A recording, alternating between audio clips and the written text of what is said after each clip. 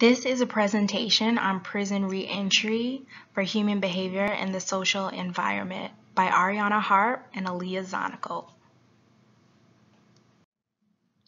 5 harrowing facts of U.S. prisons. The U.S. has the highest prison population in the world, with over 2.2 million people currently in jail or prison. Over 2.7 million children in the U.S. have a parent behind bars. There are more jails than colleges in the U.S. In fact, there are more people living in jails than college campuses. Annually, incarceration rates cost taxpayers $70 billion. The U.S. prison population has more than quadrupled since the early 1980s, when mandatory minimum sentencing laws for drugs went into effect. This map depicts the inmate, prison, and solitary confinement trends in the United States. They indicate the number of prisoners per 100,000. From this, we can see that Louisiana has the highest incarceration rate with 1,619. We selected this infographic from the Vera Institute of Justice. It depicts the misuse of jails in America. They report that 75% of people in jail are being held for nonviolent traffic, property, drug, or public ordered offenses. 3 out of 5 people in jail are legally presumed innocent, awaiting trial or resolution for their cases. African Americans are jailed at almost 4 times the rate as white Americans.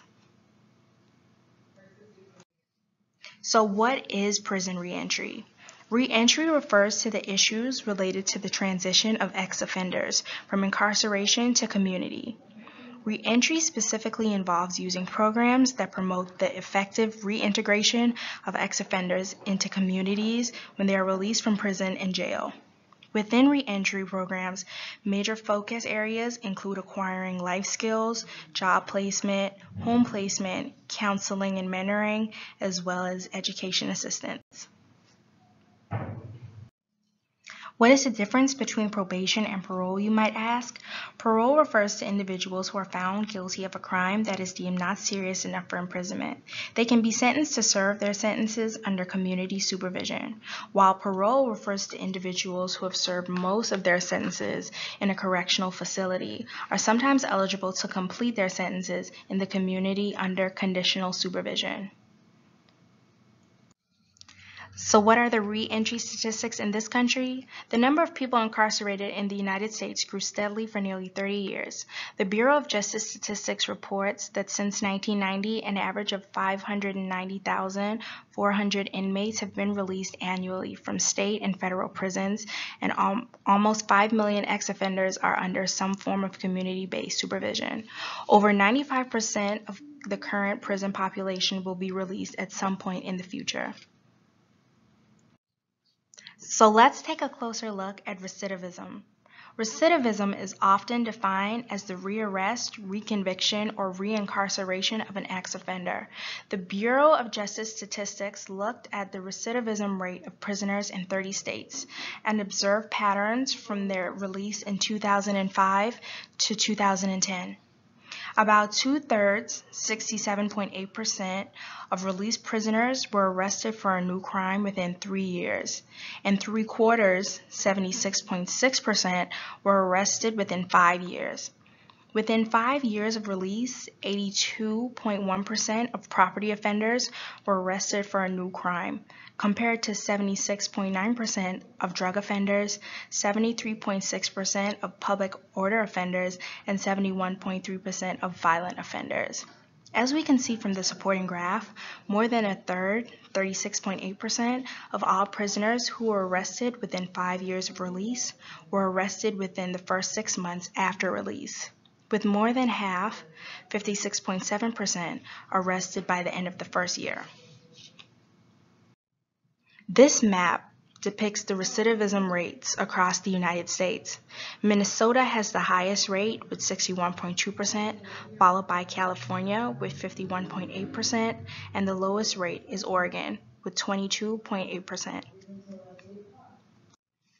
Recidivism ties into some of the many challenges experienced by offenders ex-offenders. The process of prison reentry has extensive consequences, not only for ex-offenders and their families and friends, but also for the communities and neighborhoods that they return to. Currently, prison reentry presents new and greater challenges for a number of reasons. Re-entering prisoners face a range of challenges that inhibit their efforts to reintegrate as functioning community members and avoid recidivism. These challenges include housing issues, difficulty with unemployment, family relationships, community support networks, and triggers. Voting gives individuals the opportunity to make a social impact on their community and country. However, the right to vote can serve as a significant roadblock in the reentry process. A conviction should never bar access to a citizen's right to vote. From this table, we can see that 12 states have lifetime bans on voting for some people or convicted of crimes. 5 states prohibit voting for life by those convicted of certain classes of crimes. 7 states have a lifetime bar that may be lifted only if the state grants a formal restoration of civil rights. Now, let's look at the involvement of the Department of Justice with offender reentry. The first reentry specific program at the Department of Justice was the Serious and Violent Offender Reentry Initiative. The SVORI was a federal offender reentry pilot program for adult offenders that focused on coordinating the way federal agencies distribute offender reentry funding. The Prisoner Reentry Initiative was the successor to the SVORI program. It provided funding for model offender reentry programs that focus on providing services and assistance during the 3 phases of offender reentry: at detention facilities, just prior to and after the offender's release, and during an ex-offender's long-term transition to the community. Congress discontinued the funding of the PIR after 2008.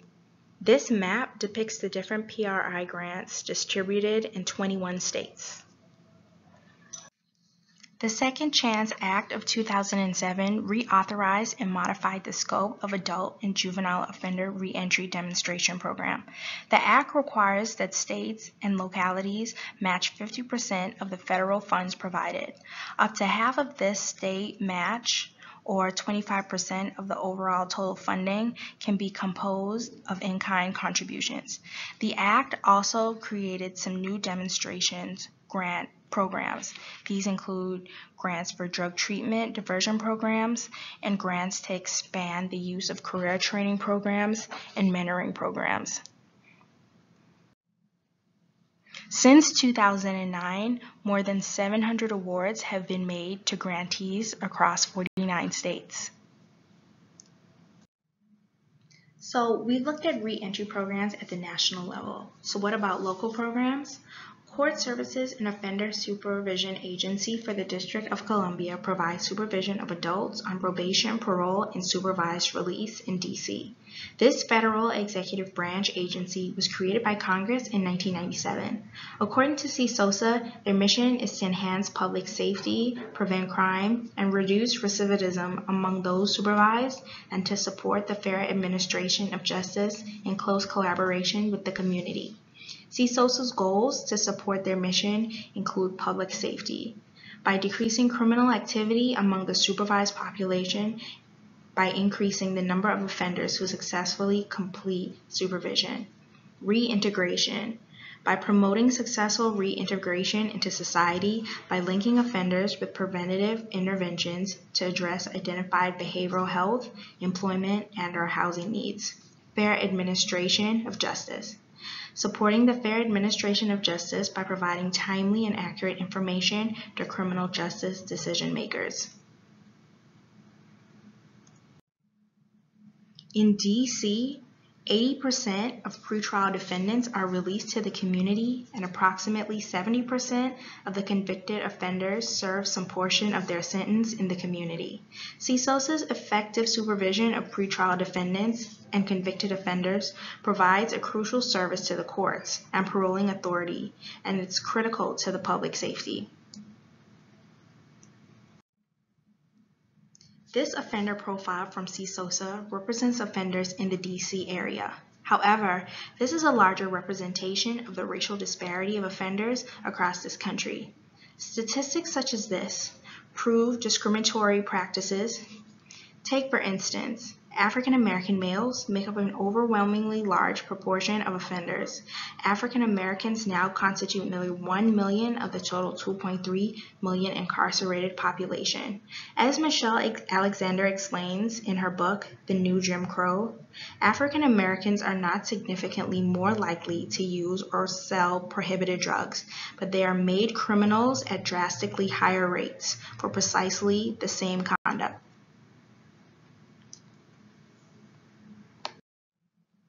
Former President of South Africa, Nelson Mandela, was once quoted saying, "It is sad that no one truly knows a nation until one has been inside its jail.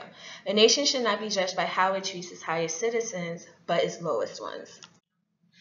Benefits of the reentry programs. Some of the benefits to the community include greater accountability for the offender, greater public safety, reduced incarceration costs, and reduced jail overcrowding. Some of the benefits for the offender include personalized leadership traits, improved interpersonal skills, opportunity for intervention and improvement, and focus on positive outcomes. Some of our success stories from prison reentry programs include the one as depicted in this video.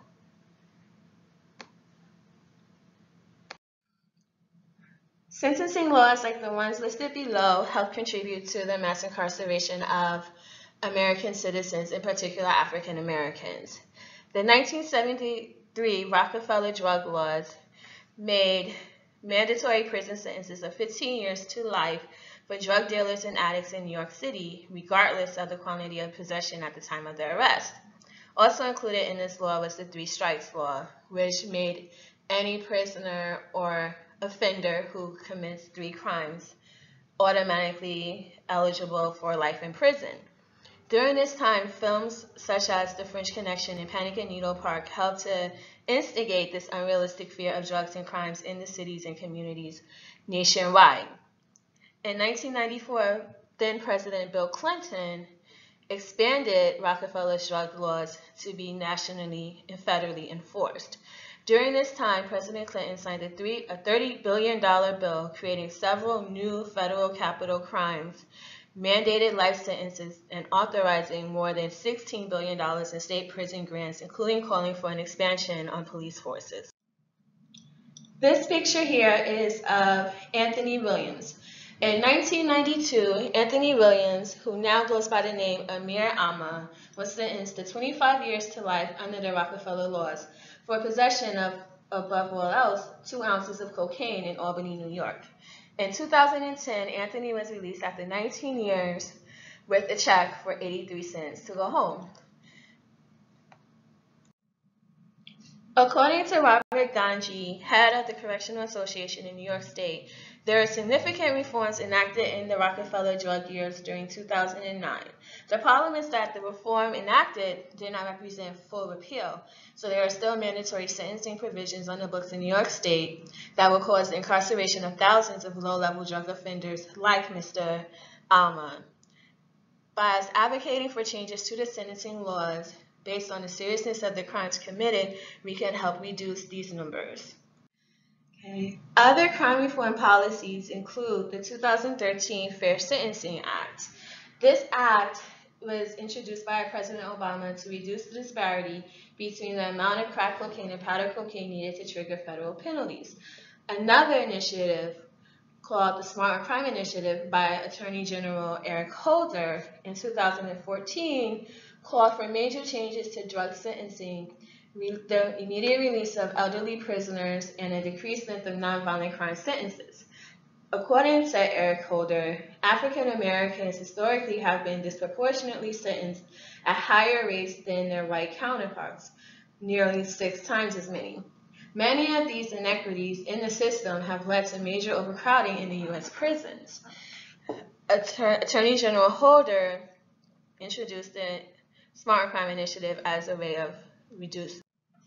Advocacy groups like the David Rothenberg Center for Public Policy at the Fortune Society and a New Way of Life Reentry Project were developed to help ex-offenders with their reintegration into their communities, families, and normal society. In addition to these services provided, these advocacy groups also work on a national level and scale to advocate for changes to the criminal justice system. Restorative justice is a person-centered theory based on a strengths perspective. In restorative justice, the system, in this case, the criminal justice system, would seek to meet the needs of the incarcerated in order to help change the script. By this, the system will work with the inmates while in prison and once released to meet their goals necessary and achieve the skills necessary to be successful upon reintegration. A former convicted murderer, Shaka Senghor, once said, "One of the greatest gifts you can give another human being who is going through adversity is hope."